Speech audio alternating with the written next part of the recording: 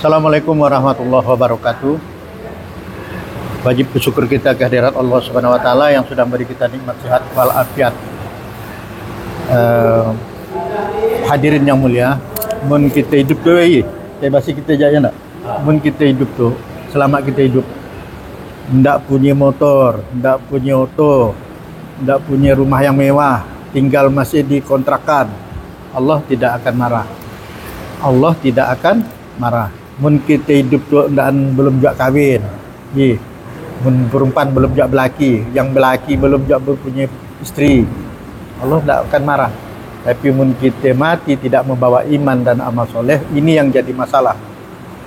Jadi untuk lebih jelas, karena agama ini nasihat, kita dengarkan nasihat dari guru kita, Haji Solihin bin Haji Umar. Silakan. Sangat betul sekali. Betul sekali. Betul. Iman, kan? Iman, ya. Nah, manusia yang paling mulia di dunia itu adalah nabi dan rasul. Ya. Apa yang dibawanya ke dunia itu adalah iman dan amal soleh. Ya. Nah, ya tadi. Ya. Jadi dari Nabi Adam, Nabi Idris, Nabi Nuh, Nabi Hud sampai kepada Nabi Muhammad. Ya. Iman. Bawa iman. Ya. Sebagaimana diri beriman, ngajak umat ni beriman. Nah, itu tadi. Allah tidak marah kalau kita tidak punya duit berlipat, punya istri 4.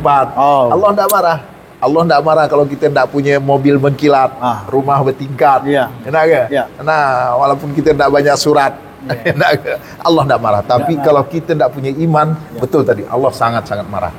Nah, Allah hantar Nabi dan Rasul ni untuk perkara iman nih, supaya manusia selamat dunia, selamat akhirat. Siapa yang ingin selamat di dunia yang sementara? Iman, soheh, amal yang soleh. Siapa ingin selamat akhirat, yang kekal abadi, khalidina fiha abada, iman yang soheh, amal yang soleh. Nah, jadi iman sekecil atom, di akhirat nanti Allah tukar dengan surga yang besarnya 10 kali dunia. Bayangkan, nah, berapa hektar tuh? Pasti orang yang beriman pasti selamat hidupnya di dunia. Orang yang beriman pasti selamat hidupnya di dalam kubur, huru-hara padang mahsyar, titian sirat, sampai masuk surga yang selama-lamanya, senang selama-lamanya, iman dan amal soleh. Bahagia selama-lamanya, tidak ada yang susah, karena iman yang soleh, amal yang soleh. Kaya terus di surga di akhirat, karena iman yang soleh, amal yang soleh. Hidup kekal selama-lamanya, selama-lama-lama-lamanya. Habis saya cerita selamanya nih, akhirat masih ada lagi, masih panjang lagi, unlimited. Ada yang bilang unlimited. Jadi Allah tidak marah kalau kita tidak punya istri 4, duit berlipat. Allah tidak marah kalau kita tidak punya mobil mengkilat. Tidak punya mobil Alphard. Tidak punya mobil Alphard. Rumah tidak bertingkat, Allah tidak marah. Tapi apabila kita tidak punya iman, macam Fir'aun, macam Abu Lahab, macam Abu Jahal, Allah sangat murka. Sampai Allah katakan laknatullah alaih, Allah laknat orang yang tidak punya iman, tidak punya amal soleh.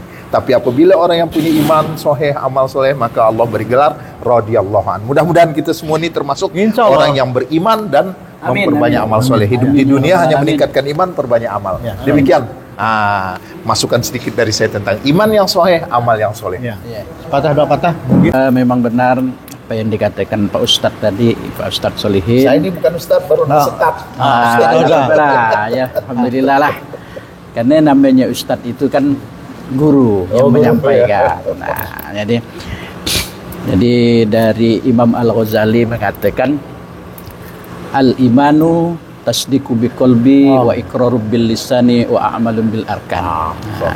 Iman itu tasdiqu biqalbi, membenarkan dalam hati, diucapkan dengan lisan serta dipraktekkan di dalam amal perbuatan. Jadi seorang yang dikatakan beriman tadi ini harus betul-betul ditanamkan dalam hati, tasdiqu biqalbi, membenarkan dalam hati kita bahwasanya Allah itu Khalik, Allah Malik, Allah Razik, Allah pencipta, memberi rezeki, yang maha menyayangi kita semua ni. Tasdik wa iqrar bil lisan, harus kita ikrarkan asyhadu an la ilaha illallah wa asyhadu anna muhammadar rasulullah. Wa a'malun bil arkan, dan dipraktekkan. Jadi kalau hanya cuma diucapkan aja, atau dibenarkan dalam hati aja tapi prakteknya ndak ada, ndak bisa juga dikatakan beriman. Kata orang India, nehi. Jadi tiga implikasi ini harus ada di dalam kategori iman tadi ya. Aku ngatakan diriku beriman tapi kategori 3 tadi ndak ada. Maka ndak bisa dikatakan orang yang beriman.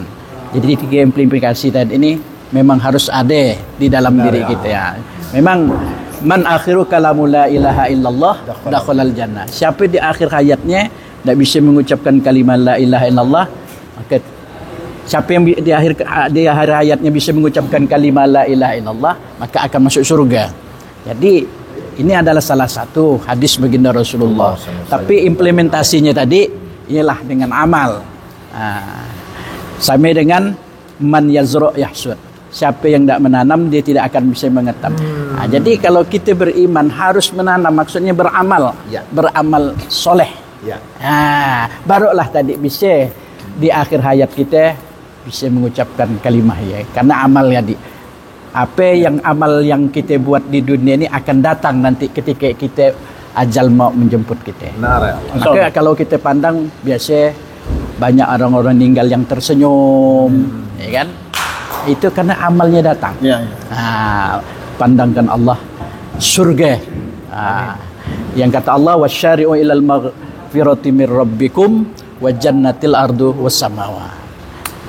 Minta ampunlah kepada Tuhanmu dan yang surga itu seluas langit dan bumi. Itu janjikan Allah kepada kita. Insyaallah. Kenanya ini aja yang dapat saya sampaikan. Kita tutup dengan doa kepada majelis. Subhanallah wa bihamdihi, subhanakallah bihamdika, asyhadu an la ilaha illa anta, astaghfiruka.